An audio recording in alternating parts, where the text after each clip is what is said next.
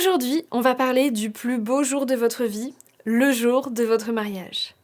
Je vous parle souvent de l'organisation, de tout ce qui se passe avant, mais là on va parler vraiment du jour J, parce que souvent, c'est la première fois qu'on vit ça, sauf si on a déjà été un peu au cœur d'un mariage parce que vous avez déjà été témoin ou vous êtes très proche de quelqu'un qui s'est déjà marié. Mais sinon, peut-être qu'on a vécu un mariage en tant qu'invité, mais ça n'a rien à voir avec ce que vous allez vivre en tant que marié. Et donc on est un petit peu perdu, un petit peu stressé, on sait pas trop où on va et on se demande si vraiment tout va bien se passer. Alors je vous rassure, oui, tout va bien se passer, ça va être incroyable et vous allez vivre la plus belle journée de votre vie. Et là, quand je vous le dis, vous êtes incapable de mesurer à quel point c'est vrai, mais vous reviendrez me le dire après. Je vais pas vous faire le planning détaillé d'une journée de mariage parce que, évidemment, chaque mariage est unique et votre mariage sera unique. En fonction de si vous faites une cérémonie civile le même jour que le reste ou pas, de si vous faites une cérémonie laïque, une cérémonie religieuse, des horaires que vous avez pu obtenir pour chacun, de si vous faites un vin d'honneur ou pas, de ce que vous avez choisi. Bref, tout est différent d'un mariage à un autre, en fonction d'un mariage de journée, d'un mariage de soirée, d'un mariage d'été, un mariage d'hiver. Ça n'a rien à voir. Donc je ne vais pas vous faire un planning détaillé de la journée de mariage, même si vous en avez besoin, je vous propose un template ultra facilité dans lequel vous avez juste à rentrer les petites infos qui manquent pour avoir votre journée ultra détaillée et faciliter vraiment les choses le jour J. Ce template, si vous en avez besoin, il est vendu sur mon site organisermonmariage.fr et il est inclus dans mon livre. Par contre, aujourd'hui, je vais détailler un petit peu les grandes étapes d'un mariage et les petites choses qu'il faut surtout pas oublier pour essayer de vous rassurer et de vous permettre de tout avoir pour que tout se passe parfaitement bien le jour J. Déjà, quand vous allez justement planifier votre journée de mariage, la première chose extrêmement importante à faire, c'est de caler des petits moments de pause. Parce que souvent, vous vous dites qu'il faut que tout s'enchaîne, que tout soit parfaitement calé, et vous enchaînez tout ce qui est possible. Et du coup, vous ajoutez plein de petits détails complètement inutiles, plein d'animations et de choses complètement inutiles qui vont juste surcharger la journée, générer du stress en plus, générer du retard en plus, permettre beaucoup de stress à vos invités, beaucoup de stress aux mariés, beaucoup de stress aux témoins, aux prestataires, bref, c'est jamais quelque chose de très positif. Prévoyez plutôt des petites pauses de 10 minutes, 20 minutes par-ci par-là dans votre programme. Je vous assure que vos invités ne s'en plaindront pas. Au pire, si vraiment ils ont 10 minutes à rien faire, ils vont discuter entre eux, ils vont passer un bon moment. Mais dans la réalité des faits, il y a toujours un peu de retard qui s'accumule lors d'un mariage, il y a toujours besoin de faire quelque chose, c'est le moment de faire quelques photos, c'est le moment de ci ou ça. Donc en fait, ces petits temps de pause que vous aviez prévus, on les verra même pas passer dans la journée du mariage. Par contre, vous, ça va vous permettre de souffler un petit peu. On va parler des préparatifs. Vous savez, le matin de votre mariage, les filles avec les filles, les garçons avec les garçons, ou vous le faites comme vous en avez envie parce qu'encore une fois, il y a une chose qui est extrêmement importante, c'est que vous faites ce que vous voulez pour votre mariage. Si vous avez envie de vous préparer seul ou de vous préparer à deux en couple, faites-le, c'est comme vous voulez. Pendant ce moment-là, prévoyez une bonne playlist. Peu importe le type de musique que vous choisissez. Que vous mettiez de la musique douce pour être dans un moment un peu zen et très calme, c'est très bien. Que vous mettiez de la musique en mode pompelope pour faire la fiesta et danser dans tous les sens, c'est parfait aussi. Vous faites ce que vous voulez tant que ça correspond à votre envie et à votre état d'esprit du moment. Je vous recommande pour les préparatifs de ne pas vous préparer avec trop de monde. Souvent, on a envie de faire les choses bien, on a envie d'avoir tout le monde, on se dit qu'il faudra faire ça, qu'il y aura un tel. Préparez-vous plutôt avec des personnes en qui vous avez une confiance aveugle, qui vont savoir vous mettre en confiance, vous rassurer, limiter votre stress et qui vont prendre au contraire toute cette charge que vous avez déjà sur les épaules pour vous permettre de vraiment profiter du moment. 2-3 personnes, ça suffit largement. Concernant les préparatifs, le matin toujours, ou l'après-midi, peu importe quand vous les faites, mon petit conseil, c'est aussi de faire appel à des prestataires. Même si vous vous maquillez très bien, même si vous vous coiffez très bien et qu'en plus vous vous dites que ça va faire une petite économie de budget, je vous assure que c'est surtout beaucoup de stress en plus. De la même manière, demander à des proches de le faire, c'est jamais une très bonne idée. Et toutes les mariées qui l'ont fait ont fini par me dire qu'elles avaient regretté. Tout simplement parce que ça met une pression énorme sur la personne qui doit maquiller, que ce soit vous ou que ce soit un proche. Et en plus, s'il y a le moindre petit défaut, vous allez vraiment vous en vouloir ou en vouloir à la personne ou elle-même s'en voudra. Ce qui serait quand même dommage. Alors que si vous faites appel à un prestataire extérieur, il a sa responsabilité et c'est lui qui gère. En plus, ça vous fait un petit moment cocooning rien que pour vous et ça vous fait du bien. Pour ce qui est de la cérémonie, c'est un peu pareil que tout le reste, mais ne prévoyez pas trop de choses. Peu importe qu'on parle ici de cérémonies civiles, laïques ou religieuses, peu importe, ça fonctionne pour les trois. Faites attention à ce que vous avez prévu, essayez de prévoir du temps, de vous laisser du temps, de ne pas être dans l'urgence et essayez de faire en sorte que tout soit bien calé et surtout d'avoir des personnes sur qui vous pouvez compter qui vont gérer ces moments-là. Parce que vous serez chargé d'émotions. C'est un moment qui va être intense pour vous. Vous êtes en train d'épouser l'amour de votre vie. C'est quand même un moment extrêmement important. Donc vous n'avez pas du tout l'espace mental nécessaire pour gérer quoi que ce soit. C'est pas vous qui allez gérer s'il y a du retard. C'est pas vous qui allez gérer qui amène les alliances, qui amène les papiers, qui rentre à quel moment, quand on lance la musique, est-ce que c'est la bonne musique qui s'est lancée à quel moment. Tout ça, vous allez même pas le voir. Je connais des mariés qui ne se sont même pas rendus compte que la musique ne s'était pas lancée lors de leur mariage civil. C'est les invités qui leur ont dit derrière. Parce que quand on est dedans, on n'imagine plus rien, on est dans notre bulle. C'est un moment qui est quand même très fort, très émotionnel, et donc on n'a pas du tout la tête à quoi que ce soit d'autre. Et d'ailleurs, il ne faudrait pas avoir la tête à quoi que ce soit d'autre. C'est pour ça qu'on choisit bien ses témoins, qu'on choisit bien les gens qui nous entourent le jour J, pour vraiment être entouré de personnes sur qui vous pouvez compter et qui vont prendre toute cette charge sans que vous ayez besoin de vous pencher là-dessus, parce que vous êtes déjà bien occupé à vous marier. Et c'est suffisant. Autre chose d'important aussi, on a tous envie que ce soit parfait. Votre mariage, il sera parfait à sa manière, mais il ne sera pas parfait comme vous l'imaginiez avant le mariage. La façon dont vous imaginez votre mariage aujourd'hui, tout est millimétré, tout fonctionne parfaitement, c'est comme vous en avez envie. Dans les faits, le jour J, il y aura des imprévus, il y aura des mini-couacs. Pas des choses graves, peut-être même des choses où vous allez vous dire « Oh ben en fait c'était trop bien, on aurait dû faire ça. Pourquoi on ne l'avait pas prévu ?» Peut-être qu'il y a des choses qui vont pas se passer comme prévu, qui vont pas se passer tout court. Ce ne sera pas grave, ça n'enlèvera rien à la beauté du jour, mais c'est important aussi pour vous de savoir prendre du recul par rapport à tout ça, de savoir vous poser les bonnes questions et vous recentrer sur ce qui est vraiment important. Ce qui est vraiment important, c'est que vous épousez l'amour de votre vie. C'est pas grave s'il y a des petits imprévus, s'il y a des petits couacs, si ça se passe pas exactement comme vous l'aviez imaginé, ce sera parfait comme ce sera, même si c'est différent. Un autre sujet extrêmement important, c'est celui du vin d'honneur. Parce que sur le vin d'honneur, on entend énormément de choses. Et moi, j'ai plein de choses à vous dire. Bon, déjà, la première chose, c'est que le vin d'honneur, c'est de plus en plus décrié par les mariés, alors que ça reste quelque chose de très traditionnel, et qu'encore aujourd'hui, ça représente environ 60% des mariages en France. Les mariages qui font un vin d'honneur. Donc ça reste quand même quelque chose d'assez classique. Mais sur les réseaux, on en entend beaucoup de mal. On a l'impression que le vin d'honneur, c'est un truc horrible, où on invite les gens qu'on n'avait pas envie d'inviter, et où on fait un peu des choses au rabais.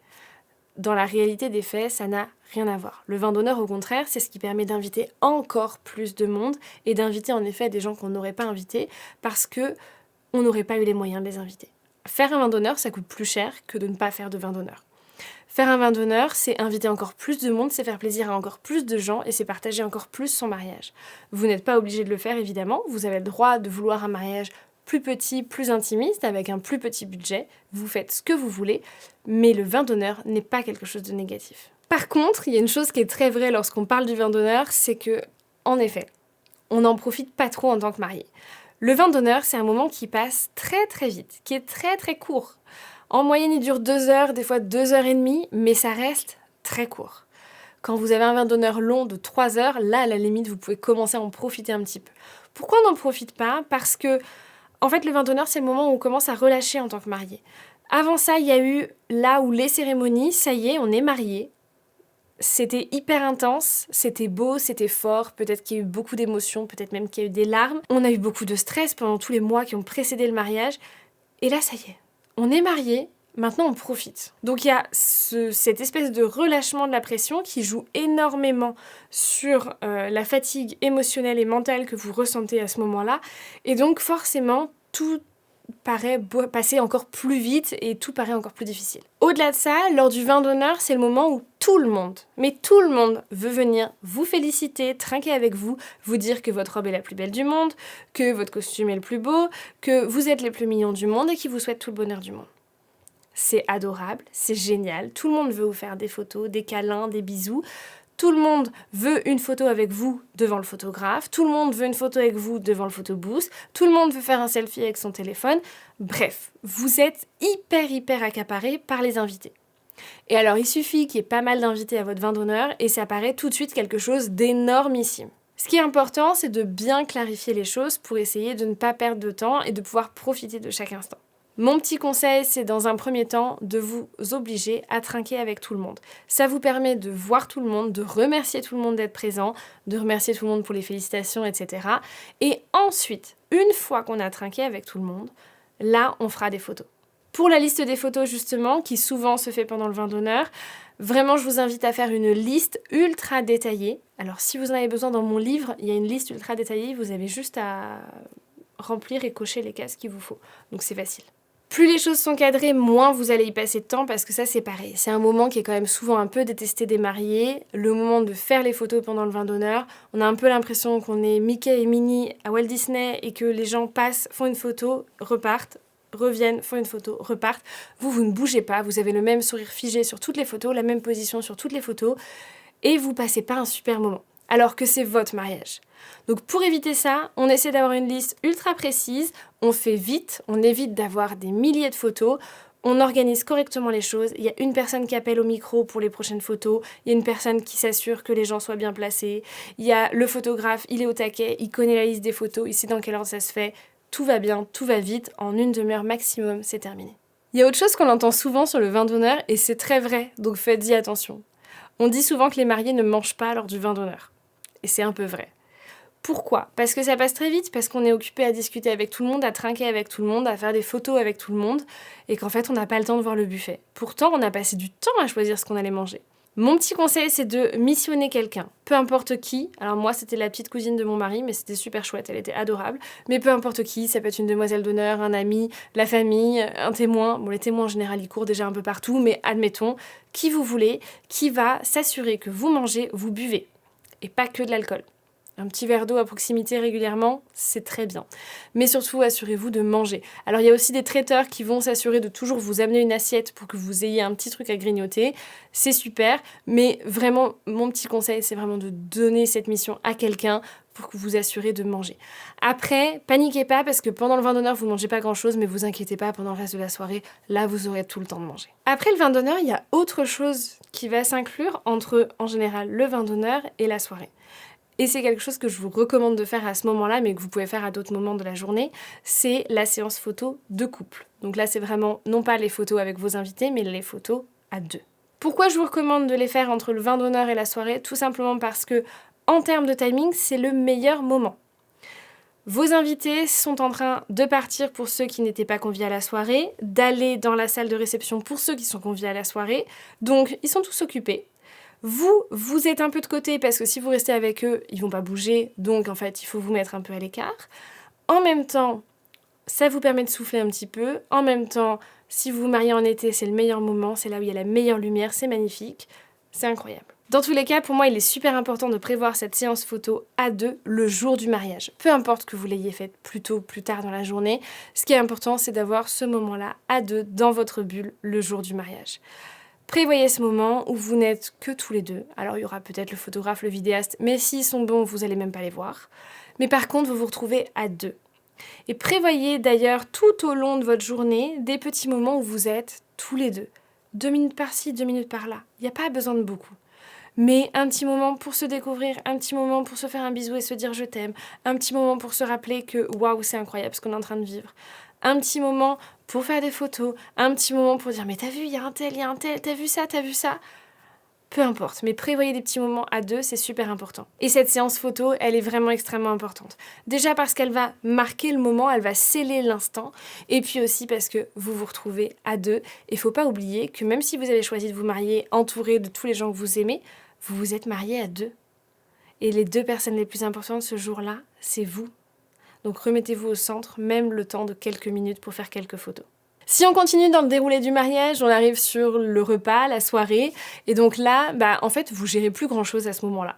Les prestataires sont hyper au top, ils savent ce qu'ils doivent faire, à quel moment ils doivent servir, à quel moment ils doivent lancer la musique, quelles photos ils doivent faire, etc. Tout a été planifié en amont. Les témoins, ils ont joué leur rôle à fond, ils ont organisé des animations, ils ont prévenu le DJ, le photographe, le traiteur, etc. Tout est parfaitement coordonné, vous faites plus rien, juste vous mangez, vous buvez de l'eau et vous profitez. On entend souvent ce truc des mariés qui n'ont pas le temps de manger lors de leur mariage. Alors comme je vous l'ai dit pour le vin d'honneur, c'est très vrai, mais alors pour le repas, c'est pas du tout vrai. Tout simplement parce que le traiteur s'assure toujours de servir la table des mariés en premier, ou la table d'honneur en fonction de ce que vous avez choisi, mais en tout cas la table à laquelle vous êtes, en premier pour que les mariés mangent en premier. Ça va permettre que vous mangiez, et une fois que vous avez terminé de manger, finalement tous vos invités sont encore en train de manger, et là vous pouvez vraiment plus vous poser, vous reposer, profitez un peu du moment. Assurez-vous d'avoir toujours un verre rempli d'eau, parce que c'est hyper important. Vous allez suer, vous allez paniquer, vous allez stresser, vous allez être ému, vous allez pleurer. Vraiment, vous hydrater, c'est la priorité ce jour-là. Ce serait dommage de faire un malaise. Il y a autre chose aussi, mais en même temps, je pense que vous n'avez même pas le temps de regarder, mais ne paniquez pas si ça ne suit pas le timing exact. Déjà, normalement, à partir de ce moment-là, vous savez même plus quel est le timing, c'est pas vous qui gérez, c'est les témoins. Vous n'avez pas de montre, vous regardez pas, vous ne connaissez pas l'heure, et c'est pas grave. Au pire, si vraiment on a pris une demi-heure de retard, déjà, ce sera comme tous les autres mariages, donc il n'y a rien de grave. Et surtout, ça n'empêchera pas que vous profitiez et que vous passiez un bon moment. Mon petit conseil pour avoir toujours cette impression d'avoir profité à fond et de n'avoir rien manqué, c'est de vous obliger à aller faire un tour à chaque table. J'ai réussi à le faire à mon mariage alors qu'il y avait 17 tables, donc je pense que tout le monde peut le faire. Une fois qu'on était servi et qu'on avait mangé, comme les mariés sont toujours servis en premier, tout le monde était encore en train de manger. Et donc là, ce qu'on faisait avec mon mari, c'est qu'on allait voir chaque table pour discuter un petit peu avec chacun de nos invités. C'est un moment qui est quand même important parce que toutes les personnes qu'on a invitées à notre mariage, c'est des personnes qu'on chérit, qui sont importantes pour nous. Et donc, on a envie de profiter de ces personnes-là. Il y en a qu'on voit pas souvent, il y en a qui habitent à l'étranger, il y en a qui, tout simplement, ne sont pas super proches de nous, mais qui comptent beaucoup pour nous. On a envie de discuter avec tout le monde, on a envie de voir tout le monde. Et donc, l'objectif, ça va être d'aller voir un peu tout le monde, d'aller trinquer avec chacun de vos invités, discuter avec chacun de vos invités. C'est super agréable pour vos invités de vous avoir vu dans la soirée et vous n'aurez pas cette impression de ne pas avoir profité. Toujours sur la partie invité d'ailleurs, acceptez que tout le monde ne va pas adorer votre mariage. Tout le monde ne va pas profiter à fond. Il y a des gens qui vont pas aimer le repas, il y a des gens qui vont pas aimer certaines animations, il y a des gens qui vont trouver que c'est trop long, que la musique choisie est pas la bonne, qui vont pas aimer votre ouverture de bal, qui vont pas vouloir danser. Peu importe. Ce qui compte, c'est que vous, ça vous plaise, que votre mariage vous ressemble et que vous l'ayez fait pour vous. Les gens, même s'ils n'aiment pas telle musique ou tel repas ou peu importe, à partir du moment où ils vous aiment vous, ils seront contents d'être là et ils seront contents d'avoir passé un très beau mariage à vos côtés. C'est ça le plus important. Vous ne vous mariez pas pour vos invités, mais pour vous. Un petit conseil que je vous donne et que vous pouvez caler tout au long de la journée, et mon conseil c'est même de missionner quelqu'un qui va vous aider à mettre ça en place. Plusieurs fois dans la journée, idéalement une fois toutes les heures ou toutes les 2 heures maximum, vous prenez quelques secondes, mais vraiment juste quelques secondes, ça suffit. Vous prenez une photo mentale de l'instant. Vous réalisez ce qui est en train de se passer, vous conscientisez votre mariage. Vous pouvez demander à une de vos témoins ou à un membre de votre famille ou peu importe à quelqu'un de vous dire juste « ça y est, là c'est le moment, vas-y. Concentre-toi. T'es en train de vivre le mariage de tes rêves. T'es en train de vivre le plus beau jour de ta vie. Tu viens d'épouser l'amour de ta vie. T'as tous les gens que t'aimes, ils sont tous autour de toi, ils sont tous là, regarde. Prends les choses, imprime-les dans ton cerveau, profite de ça et garde-le. Ça dure 30 secondes, mais je vous assure qu'en faisant ça tout au long de la journée, vous allez vraiment conscientiser votre mariage. Vous n'allez pas du tout avoir cette impression que ça passe trop vite, que vous n'avez pas profité, que vous n'avez pas vu les gens, et vous allez avoir un super souvenir de votre mariage. C'est très très important. Une fois que la soirée est finie, il y a un truc dont on parle pas souvent, c'est le lendemain du mariage. Peu importe ce que vous avez prévu, que ce soit un barbecue, que ce soit un buffet, un brunch, peu importe. Il y a encore des gens qui sont là. Vous êtes encore dans le mood du mariage, mais en même temps, c'est déjà un peu fini. Les gens sont déjà prêts à partir. Il y a des gens qui commencent à vous dire au revoir, qui veulent partir, qui vous félicitent, et puis voilà, c'est déjà la fin.